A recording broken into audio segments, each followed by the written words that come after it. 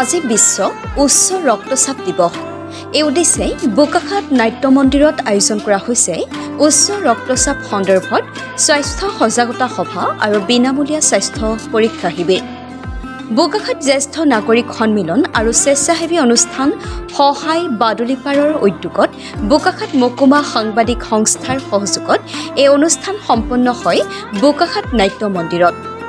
পুৱা 6 বজাত স্বাস্থ্যৰ বাবে এখোজত অংশ লয় বোকাখাতৰ জ্যেষ্ঠ নাগৰিকসকলে।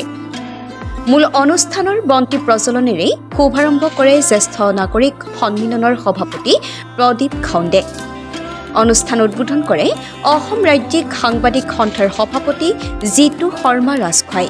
আজি বিশেষকৈ বোকাখাত জ্যেষ্ঠ নাগৰিক সন্মিলন বোকাখাত আৰু বাদুলিপাৰৰ এটা স্বেচ্ছাসেৱী বেচৰকাৰী অনুষ্ঠান সহায় আৰু বোকাখাত মকুমা সাংবাদিক সন্থাৰ উদ্যোগত তথা বোকাখাত নাট্য মন্দিৰকে আদি কৰি বিভিন্ন সংগঠনৰ সহযোগত দিনজোৰা কাৰ্যসূচীৰে আজি বিশ্ব উচ্চ ৰক্তচাপ দিৱস উদযাপন কৰিবৰ কাৰণে সিদ্ধান্ত কৰা হৈছিল আৰু ইয়াত বিশেষভাৱে আমি অনুষ্ঠানৰ আয়োজন কৰিছোঁ।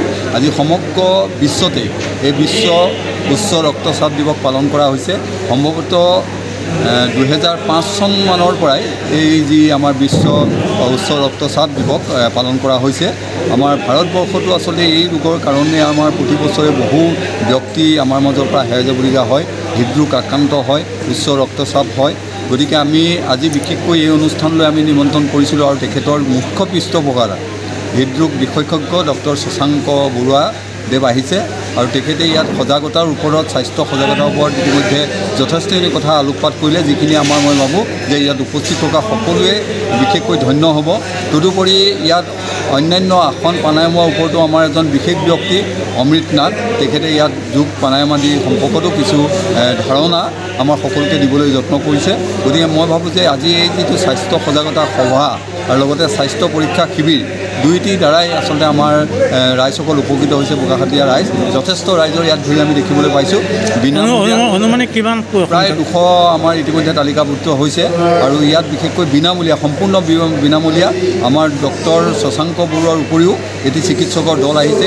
ECG পৰা আদি কৰি চুগাৰ, হাই প্ৰেছাৰ সকলো ইয়াত পৰীক্ষা কৰিছে। গতিকে আমি তিনিওটা অনুষ্ঠানলৈ আন্তৰিক ধন্যবাদ জ্ঞাপন কৰিছোঁ আৰু ডক্টৰ শশাংক বৰুৱাৰ এই পৃষ্ঠপোষকতাৰ কাৰণে আন্তৰিক কৃতজ্ঞতা জ্ঞাপন কৰিছোঁ।